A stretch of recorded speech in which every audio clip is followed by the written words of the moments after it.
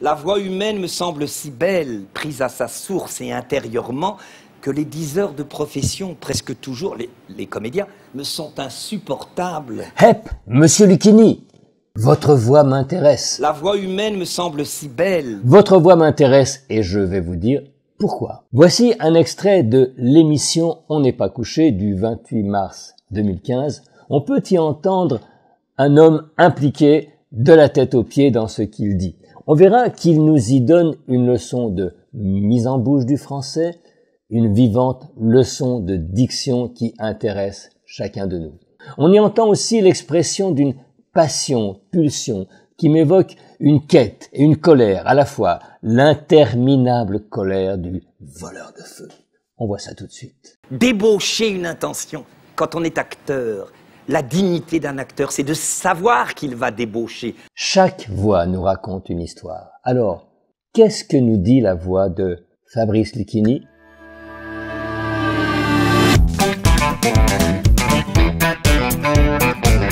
Bonjour, je suis Jean Sommer, le coach de la voix et de la prise de parole en public. L'analyse qui suit n'est pas un diagnostic et encore moins une vérité finie.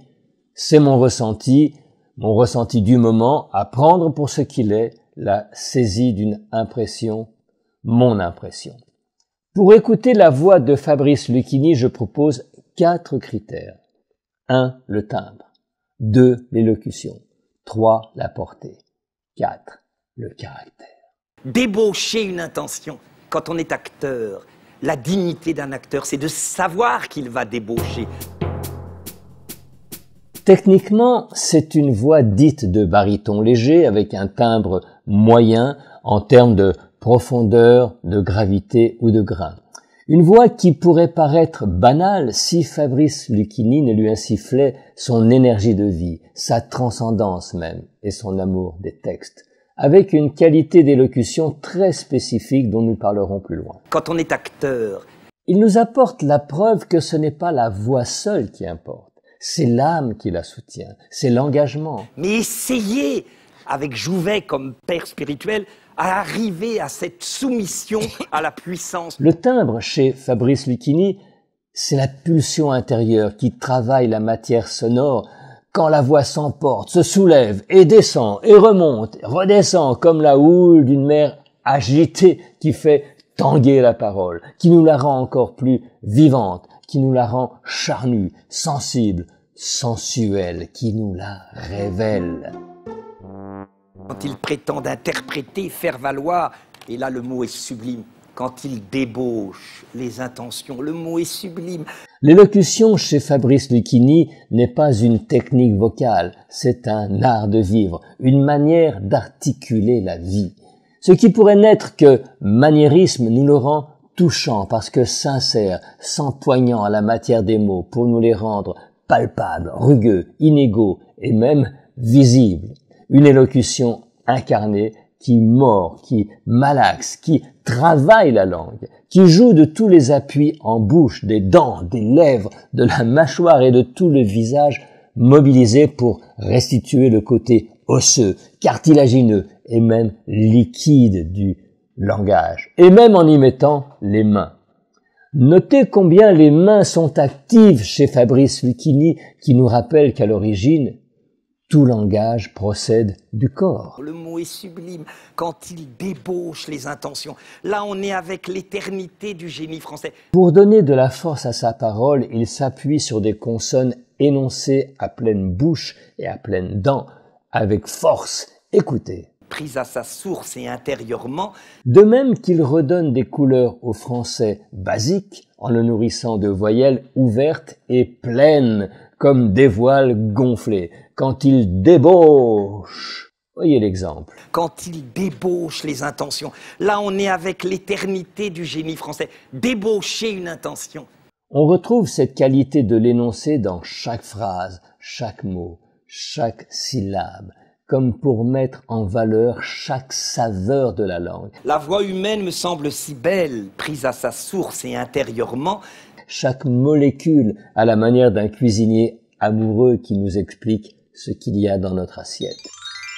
Il touche par sa sincérité et son engagement joyeux, insolent et enfantin à sauter dans la mare culturelle, à s'ébrouer et nous éclabousser avec les grands textes, les grands auteurs et tout ce tintouin parfois solennel qui fait la beauté et l'intimidation de la langue française. Quand il débauche les intentions, le mot est sublime, quand il débauche les intentions, là on est avec l'éternité du génie français. Dans sa manière de dire les textes et de nous les rendre plus intelligibles, Fabrice Lucchini, même s'il s'en défend, ajoute des effets d'acteur qui pourraient tendre à une forme de maniérisme périssable dans le temps, ce qui fait son charme aujourd'hui et qui pourrait paraître désuet ou décalé dans une ou deux générations, comme d'écouter aujourd'hui la voix de Sarah Bernard déclamant l'Aiglon à la fin du XIXe siècle, avec les mains des gens.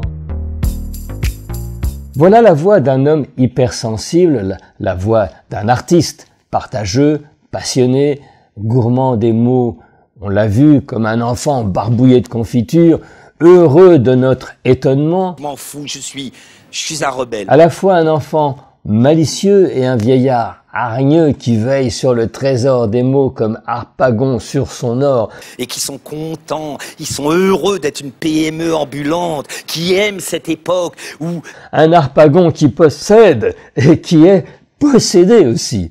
Méfiant, énervé, sentencieux, mauvais et de nouveau rassuré, heureux, s'oubliant sous la lune à déclamer les vers à la poursuite du fantôme de Rimbaud ou d'un autre. Proust s'est perdu avec une extraordinaire ténacité dans les rites et démarches des gens du monde. Ce qui pourrait passer pour de la préciosité ou de l'emphase est en fait un désir amoureux sans cesse inassouvi, une quête. Il a fait de l'art de dire l'aventure de sa vie, comme un conteur de mots qui a pris la langue française comme sujet d'une histoire fantastique dont les textes et les auteurs sont les héros. C'est là qu'il est le plus heureux, le plus plein, le plus vivant et inspiré, et qu'il devient sous nos yeux tour à tour philosophe, séducteur, mauvais garçon, empereur ou mendiant. C'est un allumé qui s'éteint avec les feux des projecteurs.